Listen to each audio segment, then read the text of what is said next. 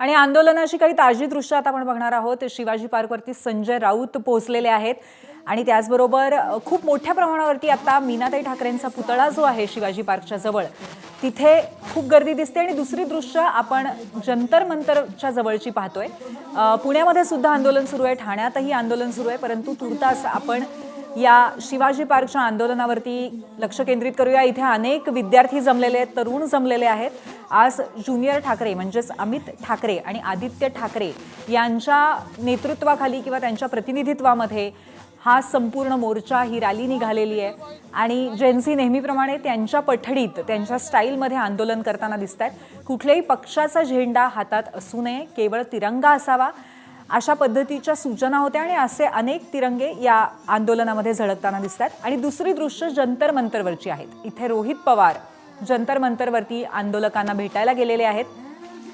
कालपासून अनेक घडामोडी घडल्या, त्यातली सर्वात मोठी जमेची बाजू ही होती की सोनम वांगचुक यांनी आंदोलन, आपलं उपोषण जे होतं ते मागे घेतलं आणि त्यांनी असं म्हटलेलं आहे की महत्त्वाच्या त्यांच्या मागण्या ज्या होत्या त्याबद्दल सरकारने लेखी मंजुरी दिली आणि त्यामुळे त्यांनी ते उपोषण मागे घेतलं।